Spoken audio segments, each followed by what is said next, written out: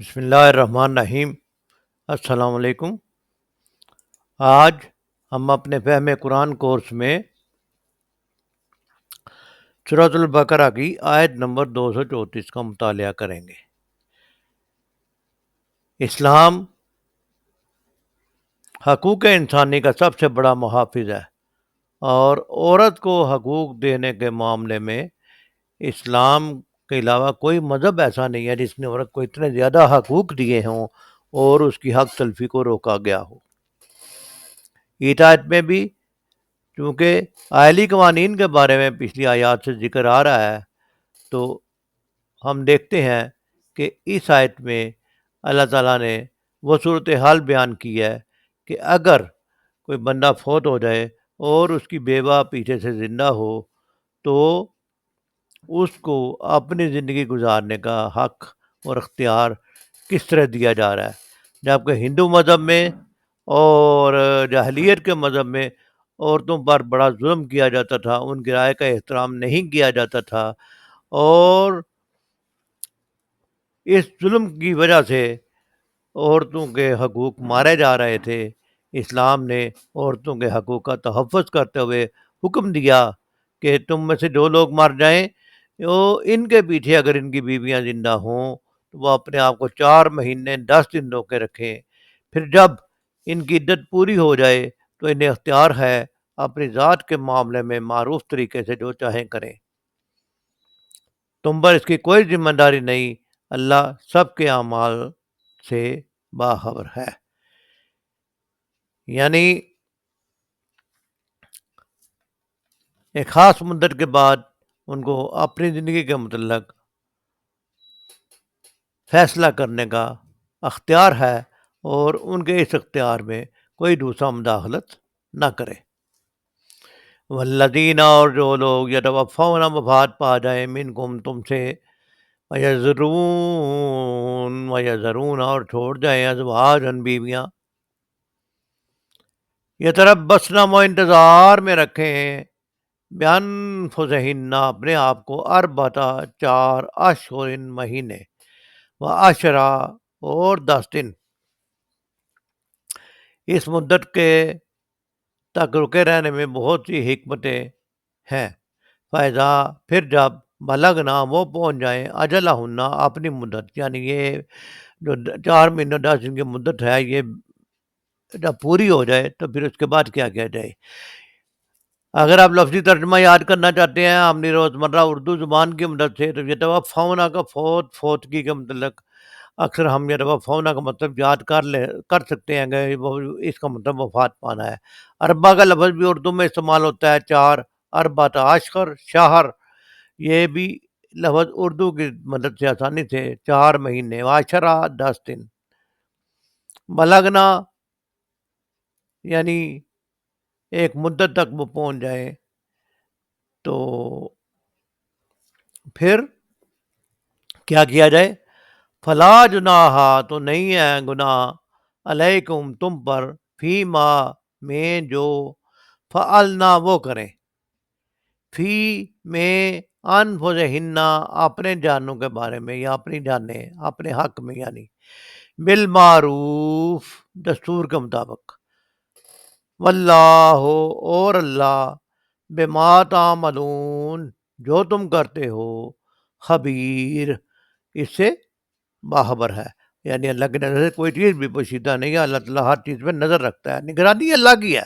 لہٰذا اللہ کے احکام مانے بغیر کوئی چارہ کار نہیں ہے۔ علیکم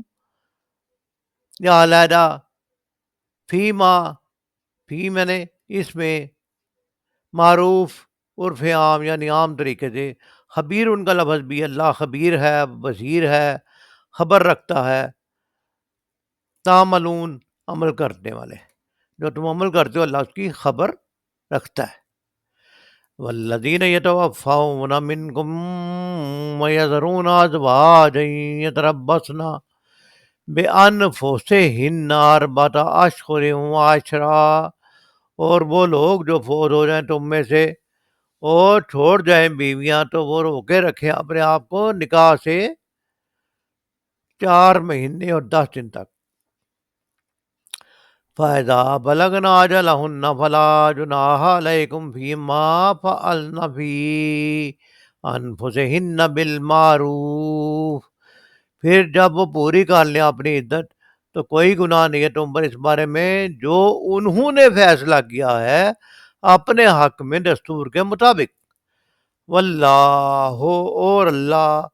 بما تعملون خبیر،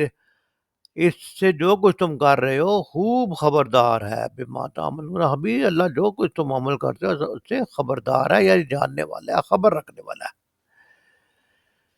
جاہلیت کے زمانہ میں بیوہ جو ہے اگر کسی کا خاوند فوت ہو جاتا تھا تو وہ سال سال تک وہ عورت بیچاری بندی رہتی تھی، نہ عام لوگوں کے ساتھ مکان میں رہ سکتی تھی،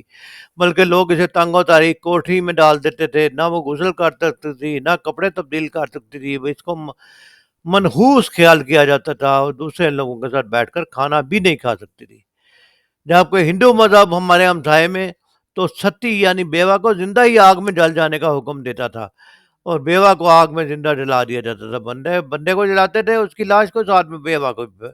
اسلام نے اس عورت کو زندہ رہنے کا حق بخشا، لیکن افسوس لوگوں نے اس کی قدر نہیں پہچانی۔ اسلامی احکام کے معاملے میں یہ پرائیڈ ہونا چاہیے کہ یہ اللہ نے ہمارے بہترین فائدے کے لیے یہ احکام نازل کیے ہیں۔ خاوند کی تاریخ وفات سے 4 مہینے اور 10 دن تک اپنے آپ کو روکے رکھنے میں، نکاح سے روکے رکھنے میں بہت سی حکمتیں ہیں، اور اس وقت نہ وہ دوسری باتوں کی طرف توجہ کرے، نہ بناؤ سنگار کرے، بلکہ خاموشی سے اپنا وقت گھر کے اندر گزارے۔ اس دوران اگر معلوم ہو جائے کہ وہ حاملہ ہے تو اس کی عدت کی مدت بدل جائے گی، یعنی وضع حمل تک اسے اپنے آپ کو نکاح سے روکنا پڑے گا، کیونکہ ظاہر ہے بچہ جس کا ہے اس کے حساب سے اس وقت تک وہ بچہ جو ہے اسی خاندان میں رہتا ہے جس خاندان کا ہے، اور جب تک وہ عورت جو ہے وہ ادھر سے پاک نہیں ہو جاتی ہے، اپنی ذمہ داریاں ادا نہیں کر لیتی، وہ اگلا سٹیپ نہیں اٹھا سکتی۔ لیکن جب وہ اگلا سٹیپ اٹھائے تو اس کو جب معروف طریقے سے تو اس کو پھر روکنا غلط ہے۔ اس لیے فرمایا کہ جب ان کی عدت پوری ہو جائے تو اب تم پر کوئی حرج نہیں ہے کہ وہ عورتیں اپنے بارے میں شریعت کے مطابق فیصلہ کریں، یعنی اگر وہ نکاح کرنا چاہے تو کر سکتی ہے، کہ نکاح کا پیغام بھیجنا چاہے تو اس میں بھی کوئی حرج نہیں ہے۔ کسی دوسرے شخص کو یہ حق نہیں پہنچتا کہ ان کو اس کام سے منع کرے یا ان کے کام میں رکاوٹ ڈالے۔ فرمایا جو کچھ تم کرتے ہو اللہ تعالیٰ کو اس کی خبر ہے۔ والذین یتوفون منکم ویذرون ازواجا یتربصن بانفسہن اربعۃ اشہر وعشرا فاذا بلغن اجلہن فلا جناح علیکم فیما فعلن فی انفسہن بالمعروف واللہ بما تعملون خبیر۔ تم میں سے جو لوگ مر جائیں ان کے پیچھے اگر ان کی بیویاں زندہ ہوں تو وہ اپنے آپ کو 4 مہینے 10 دن روکے رکھیں، پھر جب ان کی عدت پوری ہو جائے تو انہیں اختیار ہے اپنی ذات کے معاملہ میں معروف طریقے سے جو چاہیں کریں، تم پر اس کی کوئی ذمہ داری نہیں ہے، اللہ تعالیٰ تم سب کے اعمال سے باخبر ہے۔ یعنی جو اللہ کا حکم مانے گا اس کو لیے بھی اس کا اپنا فائدہ ہے، اور جو اللہ کی نافرمانی کرے گا اس چیز کی بھی اللہ کو خبر ہے۔ جب اللہ کے پاس حاضر ہوں گے تو اس وقت سب بات کھل جائے گی، نیک عمل کرنے والوں کو، حکم ماننے والوں کو جزا ملے گی، اور عمل نہ کرنے والوں کو